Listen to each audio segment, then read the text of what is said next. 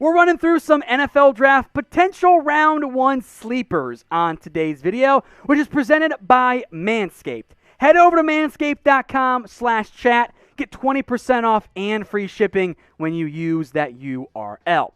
I got a bunch of different prospects I want to run through here as potential surprise round one picks, not really mentioned, at least for the most part, in various mock drafts or media hype. I want to start at receiver, where we know three guys are going to go top 15, whatever. Jamar Chase, Jalen Waddle, Devonta Smith.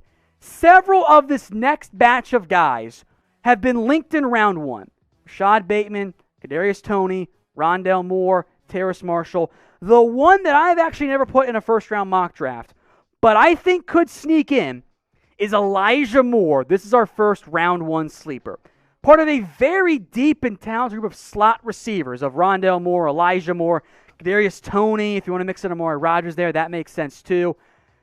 Plenty of teams drafting at the back end of round one are in need of wide receiver help. Teams like the Ravens, the Packers would be a great fit, but they probably won't do it.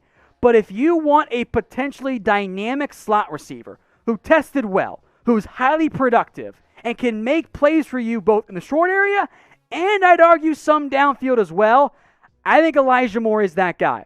He's my number 6 receiver in this year's class.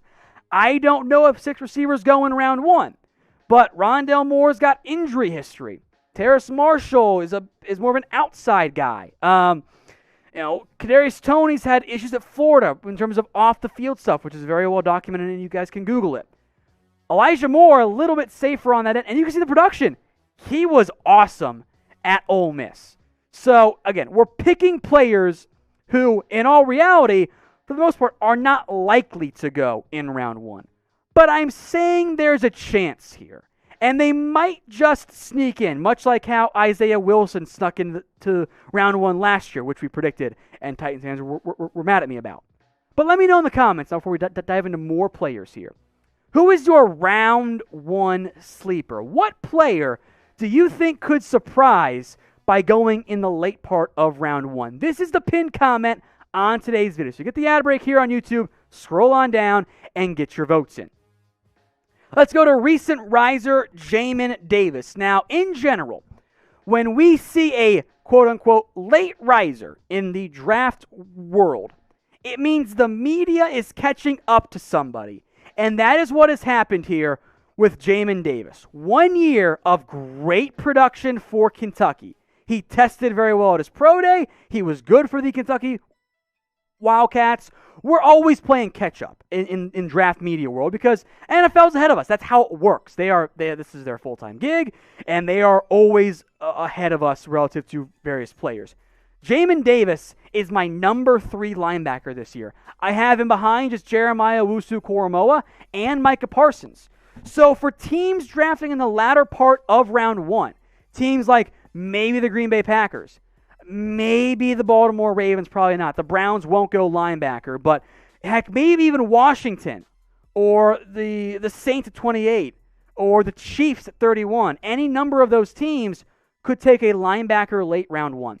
Of the sleepers on this list, Jamin Davis, probably the least sleeper-y of this group. I've seen him in some round one mock drafts. I've also seen you guys send me those mock draft simulators where Jamin Davis is a third-round guy. He ain't going to last that long. I would not be surprised at all if he sneaks into the first round of this year's draft.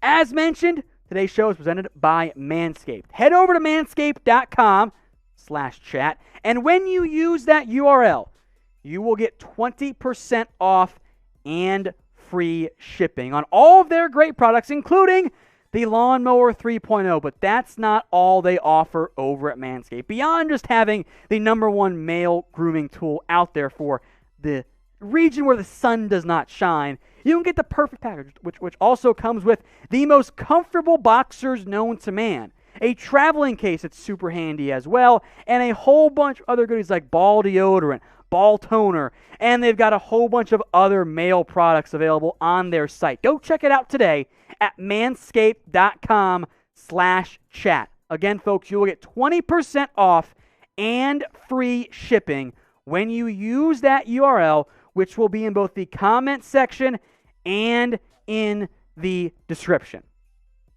Javonte Williams is next up here. I have him as my running back 3. I don't think he goes in round 1, but I would not be surprised if he went top 35. And that's not very far outside of the first round. I think late round 1, if there's a run on backs, like for example, if something weird happens and like the Dolphins take Najee Harris and Travis Etienne sneaks into the first round, I could see Pittsburgh grabbing Javonte at number 24 overall. He will not slide past them in all reality, or in all likelihood, beyond their second round pick. I think that late first, early second round range, where I think he ends up going. He is a blast to watch as a prospect because this guy, who was in a timeshare with Michael Carter, absolute battering ram. I mean, he just ran over guys so often, averaged over 7 yards per carry as part of an incredible UNC offensive attack. If you want someone to break tackles, this is your guy this year, even though I have Najee Harris higher. There's a big 3 for me this year as it relates to the backfield class. There's Najee Harris, Travis Etienne, and Javonte Williams. I think Javonte's the least likely to go in round 1, but we see strange stuff happen all the time. So who is your RB1? Type H for Najee Harris, type E for Travis Etienne, or are you different? Did you pick Javonte Williams? If so, type in W. Let's go to defense now. Levi Onwuzurike out of Washington. In general, this is a bad defensive line class. There's no way around it. I'm going to have like 2 guys that play defensive tackle in like my top 60-ish. That is it. It is very, very thin. It is not a good class there. That does help Onwuzurike, who in most classes would not be going round 1. But if there is a team that wants a potential 3 technique, and whether they want Christian Barmore or not, Onwuzurike might be that guy. Maybe a team like Buffalo or a team like Tampa, back end of round 1, says, you know what? He did not produce that great at Washington. But part of that was the scheme. He's going to be a 3 technique, a penetrating, pass-rushing, gap-shooting defensive tackle. Decidedly not what he did at Washington. Now, for my own rankings, I've got Onwuzurike as defensive tackle number 2. Christian Barmore, not a surprise first-round pick if he goes round 1. And there's a real chance none of these guys end up going in the first round. I'm a big Aleem McNeil fan. Milton Williams is a kind of a hybrid DT defensive end prospect as well. And then Davion Nixon of Iowa.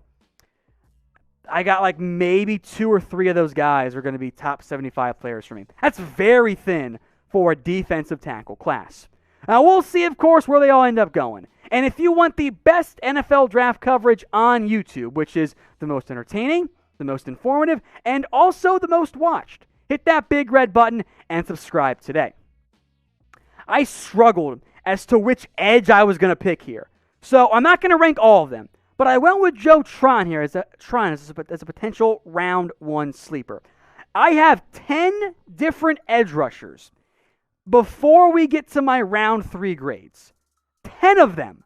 And I have no idea what order they're going to go in. Jalen Phillips, Azizo Ojolari, Kwity Paye, Peyton Turner, Carlos Basham, Gregory Rousseau, all guys I think could go before Joe Tryon. But Joe Tryon fits the traitsy potential edge guy that NFL teams just love. Now, Jason Owe also qualifies for that. He's not a sleeper, though. I think he goes round 1, period. Joe Tryon is the next guy behind him that fits that mold. Now, he was more productive than Owe at Washington. He also opted out of this season. I get the upside. He looks the part as an edge rusher on the outside. Good frame, decent length, flash potential, production. There are also times he does not know what is going on. There are way too many times Joe Tryon takes himself out of the play. He is very much, in a draft class full of them at the position, a boom or bust edge rusher. He's not my favorite guy this year. In fact, I do not have him anywhere near a round 1 grade. But he has the traits that the NFL has historically liked. So I would not be that stunned if he went the very, very back end of the first round.